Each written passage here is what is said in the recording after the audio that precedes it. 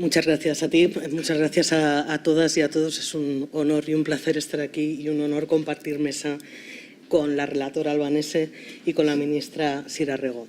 Gracias Manu Pineda y Adelef por organizar este acto necesario, muy relevante, a 48 horas de la gran manifestación que hay convocada este sábado. Ojalá que esta movilización sea masiva y que el planeta entero comprenda que el genocidio del pueblo palestino a manos de Israel no puede durar ni un minuto más. Yo hoy vengo a hablar del tratamiento periodístico y mediático de este genocidio. Y la verdad es que no me voy a andar por las ramas. La cobertura occidental de la masacre de Israel está atravesada, en mi opinión, básicamente por tres factores. Un componente racista e islamófobo, una falta de perspectiva histórica y el apoyo de Estados Unidos a Israel y la predominancia de esta perspectiva en toda la prensa anglosajona occidental. Estos tres factores, además, están conectados entre sí y lo vamos a ver ahora, ¿no? A ver, para empezar, los casi 25.000 palestinos que han sido asesinados por Israel, entre ellos, en esta etapa digo, desde octubre, que antes han sido muchos más, entre ellos 10.000 niños, no son blancos. Esto es duro de decir, pero es así de crudo. Cualquier cosa que suene a Islam o a mundo árabe es sospechoso de terrorismo en este mundo nuestro occidental. Esta es una de las consecuencias más claras de la reacción estadounidense al atentado contra las Torres Gemelas, el atentado de 2001. Recordemos que Estados Unidos, en primer lugar, pero también la Unión Europea, incluyendo a España, ha promovido leyes antiterroristas desde entonces. En el caso de Estados Unidos, para justificar su injerencia en otros países, y en el caso europeo, esta ha sido la excusa perfecta para pasar por encima de algunos derechos como la propia libertad de expresión. La manifestación más reciente de estas consecuencias la vemos en los partidos de extrema derecha y en su utilización del miedo a lo diferente, a lo extranjero, a los inmigrantes, especialmente a los procedentes de países árabes.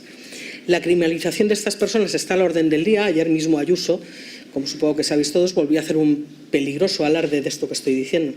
Y esta espiral racista y el discurso de la extrema derecha acaban por impregnarlo todo, también los medios de comunicación, obviamente más los occidentales, ¿no? Que han utilizado con el conflicto, con la agresión de Israel contra Palestina, una retórica totalmente deshumanizante como vehículo para justificar la limpieza étnica del pueblo palestino.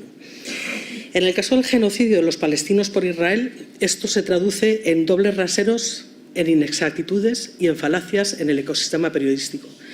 Y esto no lo digo yo, lo dicen más de 750 periodistas de varios medios de comunicación, incluido el Washington Post, Los Angeles Times, el Guardian o Reuters, que en noviembre firmaron una carta en la que cuestionaban cómo estaban cubriendo los periodistas occidentales el ataque de Israel a Gaza.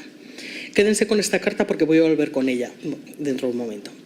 Dentro de esta deshumanización es destacable la explotación del sufrimiento de menores y mujeres gazatíes y la invisibilización del duelo por los asesinatos de hombres palestinos. Esto en contraposición con la exposición que sí se da a los asesinatos de hombres israelíes. Los prejuicios que llevan a considerar poco fiables las perspectivas árabes y musulmanas en este conflicto provocan un desequilibrio discursivo evidente en favor de los intereses israelíes. El resultado de todo esto es, por ejemplo, centrar todo el foco informativo en el ataque de Hamas contra Israel del 7 de octubre y quitar el foco de todo lo demás, ¿no? A partir de ahí, el grueso de medios occidentales, y no pocos políticos, compran sin fisuras, en muchas ocasiones, cualquier información difundida por Israel, aunque sea falsa, y justifican los ataques de Israel contra Palestina, haciendo seguidismo del discurso de Estados Unidos y argumentando solo el derecho a la defensa de Israel, ¿no? En ese momento en el que los medios dejan de analizar la masacre israelí en Gaza como tal, hacen una clara dejación de sus funciones como medios y como periodistas. Sobre todo en los inicios del ataque de Israel contra Gaza, se han regodeado en las historias de los 1.200 asesinados por Hamas en Israel, pero se han omitido las historias personales de los gazatíes masacrados. En segundo lugar, cuando están haciendo referencia a las matanzas perpetradas por Israel, usan en muchas ocasiones el término guerra contra el terrorismo, como si en Gaza solo vivieran terroristas. Esto por no hablar de que la denominación de Hamas como grupo terrorista es por lo menos debatible. En televisiones y radios se exige a quienes hablan de genocidio o de limpieza étnica que condenen antes los crímenes de Hamas. Se ponen en cuestión las cifras de palestinos asesinados, argumentando que son datos manejados por Hamas, aunque las cifras estén avaladas por la ONU y por organizaciones humanitarias. Por otro lado, las enormes manifestaciones que se han dado en algunos países han sido ocultadas por muchos medios de comunicación, y yo particularmente he llegado a leer que el ejército israelí es el más feminista del planeta por el número de mujeres que tiene dentro, ¿no? Algo un poco alucinante. Así es como se acaba construyendo un lenguaje cómplice con el genocidio. En este sentido, la carta que mencionaba antes, firmada por 750 periodistas, llama a utilizar a los medios términos precisos, que estén bien definidos por las organizaciones internacionales de derechos humanos, términos como apartheid, limpieza étnica, genocidio o crímenes de guerra. Y afirma esta carta, que es muy dura, dice lo siguiente: distorsionar nuestras palabras para ocultar pruebas de crímenes de guerra o de la opresión de los palestinos por parte de Israel es una negligencia periodística y una abdicación de la claridad moral. Pero ¿cómo se llega a esto? ¿Cómo llegan los medios a perder de esta forma la perspectiva? A mí siempre me gusta recordar lo que me dijo un directivo de un medio en el año 2015, cuando se produjo el éxodo de refugiados a Europa desde Siria, Afganistán, Irak. Yo insistí en la relevancia de abordar este tema desde una perspectiva de derechos humanos. Y su respuesta fue que los derechos humanos eran una cosa de rojos y de izquierdas, ¿no? Bueno, pues esta respuesta inclasificable e incalificable podría explicar por qué suceden algunas cosas en los medios españoles, pero no en otros países occidentales, donde, de momento al menos, la defensa de los derechos humanos sigue siendo algo despojado de ideología. Para entender cómo hemos llegado hasta aquí, es importante, hay que recordar que esta dejación de funciones del periodismo occidental no ocurre solo desde octubre. Los ataques de Israel contra Palestina se suceden periódicamente desde hace años. Gaza es lo más parecido a una prisión para los refugiados de la Palestina histórica, la cárcel más grande de la tierra, lo llamó Ilian Papé en uno de sus libros. Y la ocupación de Israel es ilegal, como todos sabéis, según el derecho internacional. Todo esto sucede en medio de una equidistancia mediática que llama la atención, pero que en los últimos meses ha pasado a ser clamorosa.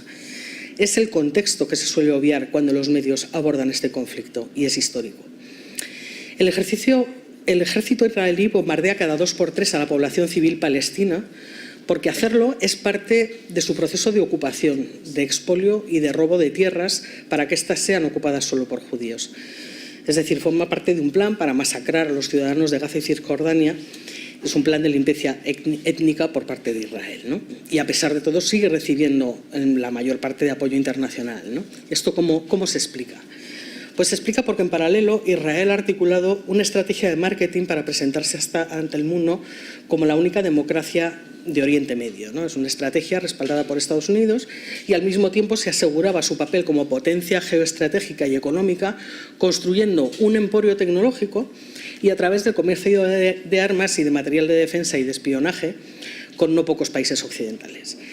Sin ir más lejos, es uno de los principales vendedores y compradores de sistemas de defensa a España, pero a otros muchos países también. El interés de Estados Unidos en Oriente Medio es muy concreto y ha marcado tanto sus políticas con esta región como su propio apoyo a Israel, ¿no?